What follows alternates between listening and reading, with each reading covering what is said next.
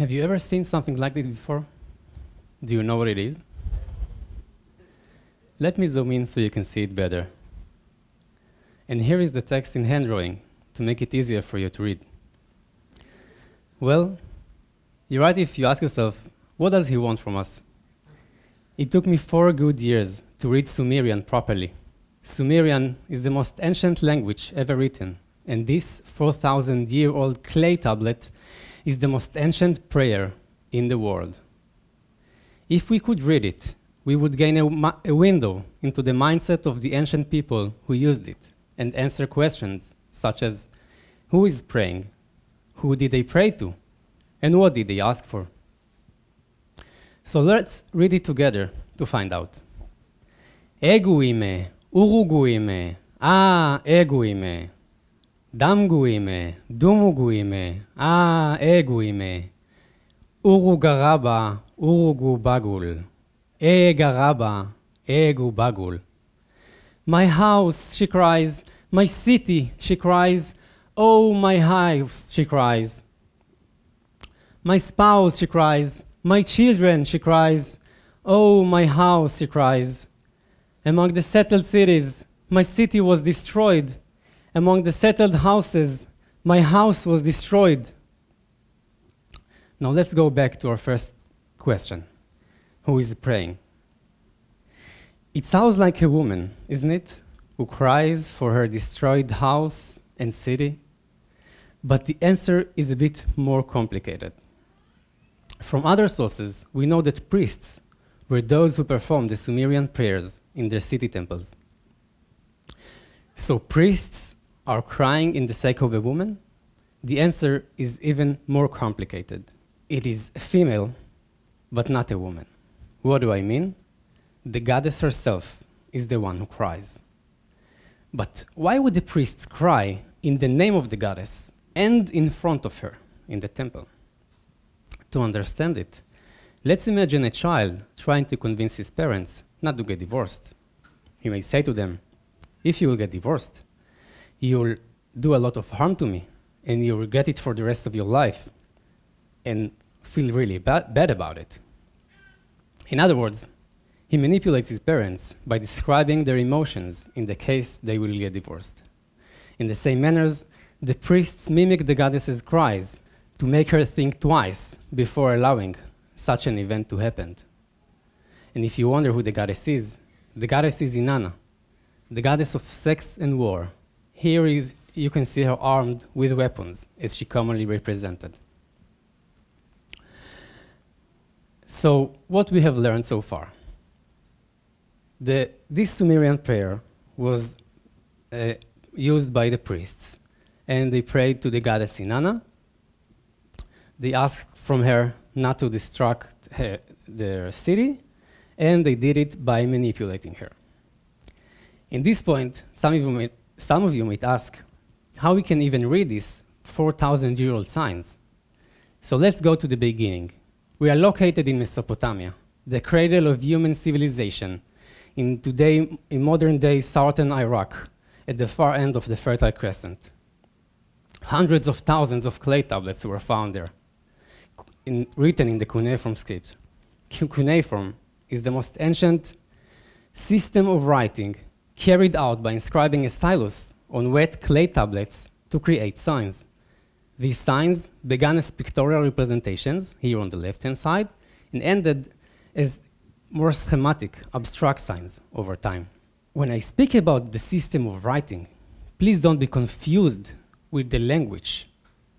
With cuneiform, you can write in any language. And here, for example, are the names of the other speakers today, written in cuneiform. Take a screenshot if you like.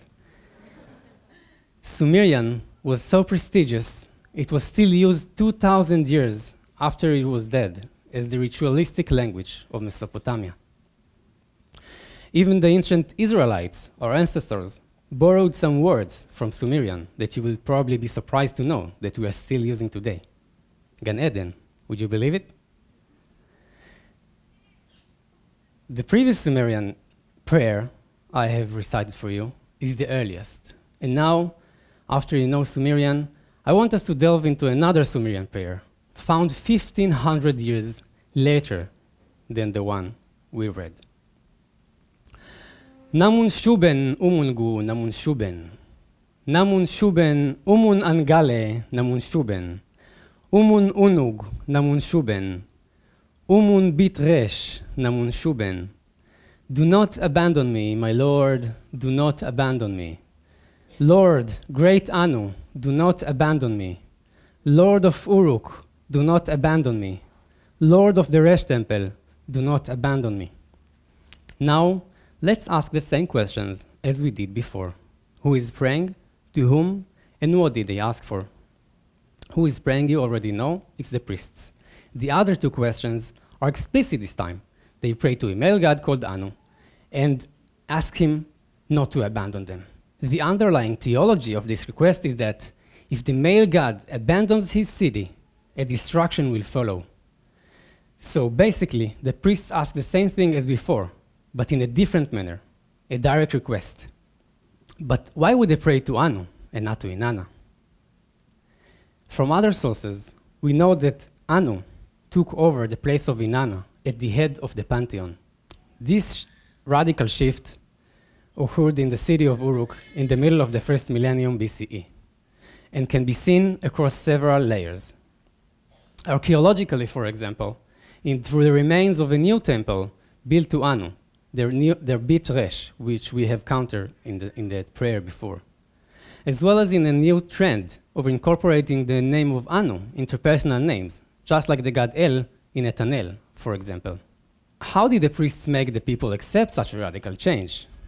What they did was, first, going back to an ancient god, and second, keeping the traditional prayers. The ancient god was Anu, of course, which was Uruk's city god 1,000 years prior to this change. However, when praying to Anu, they couldn't maintain the traditional prayer to Inanna. Why is that, you may ask? My PhD focuses on the prayers from Uruk, and spatially examining them and how they evolved over time. So join me in comparing the two prayers we have just recited. Although the goal of the prayers is similar, that is, to prevent the destruction of the city, will you agree with me that their style and content are simply not comparable? To overcome this, the priest had to find traditional prayers, but also those that dedicated to male gods, since prayers to male gods and prayers to female gods are inherently different.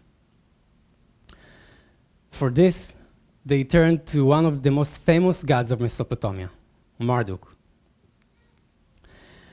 Marduk's prayer is slightly earlier than the Anu prayer. Only a few hundred years separate them. So join me in comparing the two prayers. And I have highlighted the changes between the two. As you can see, the prayer to Anu is basically a variation of the prayer to Marduk by modifying the name of the god and his epithets. Before the shift from Inanna to Anu, we find in Uruk prayers to Inanna alongside prayers to Marduk, this guy.